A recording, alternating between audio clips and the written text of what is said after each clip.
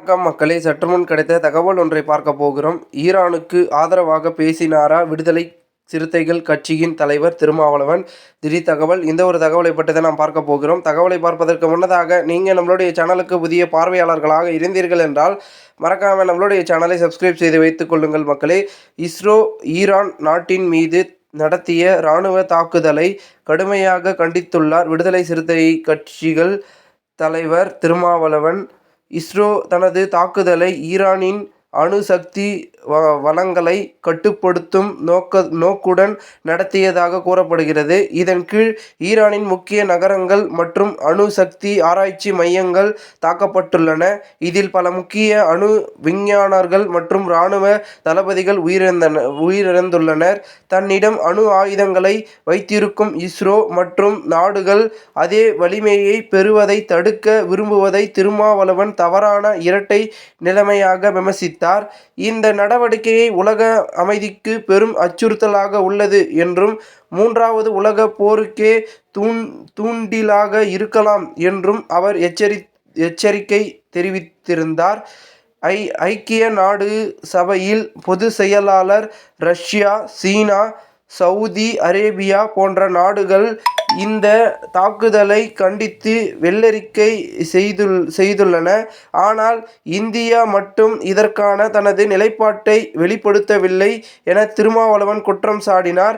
மோடி அரசு பாலஸ்தீன பிரச்சினையிலும் இஸ்ரேலை ஆதரித்ததைப் போலவே தற்பொழுது மீண்டும் கள்ள மௌனத்தில் இருப்பது வருந்தக்கேடானது எனவும் இது இந்தியாவை உலக அரங்கில் தனிமைப்படுத்தும் என்பதனையும் அவர் சுட்டிக்காட்டினார்.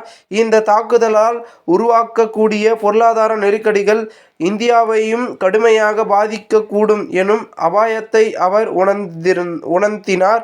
எனவே இந்திய ஒன்றிய அரசு இஸ்ரோவின் இந்த இராணுவ நடவடிக்கையை திறந்த வெளியாக கண்டிக்க வேண்டும் என்றும் இது உலக அமைதிக்கு மக்களவையில் எடுத்துரைக்கப்பட வேண்டும் என்றும் திருமாவளவன் வலியுறுத்தினார்.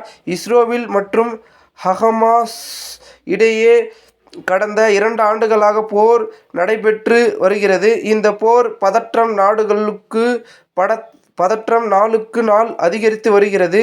இதற்கிடையே ஹமாஸ் அமைப்பு ஆதரவாக அவ்வப்பொழுது ஈரான் தரப்பில் இஸ்ரேல் மீது தாக்குதல் நடத்தப்பட்டது.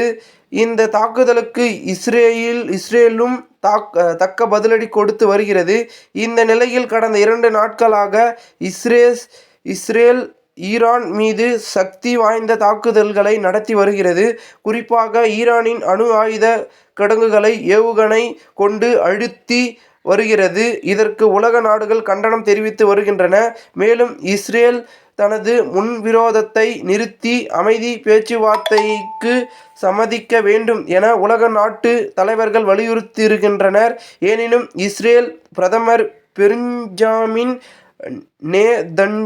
நேதன்யாகு ஈரானை விடாது தாக்கி வருகிறார். இதனால் இரு நாடுகள் இடையே உள்ள போர் பதற்றம் அதிகரித்து வருகிறது.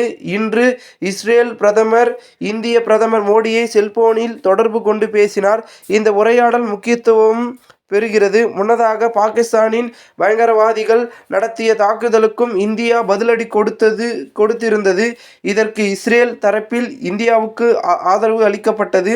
மேலும் பாகிஸ்தானை தாக்கியதில் இஸ்ரேலிடம் வாங்கிய ஆயுதங்களுக்கு அதிக பங்கு உள்ளது என்பது குறிப்பிடத்தக்கது.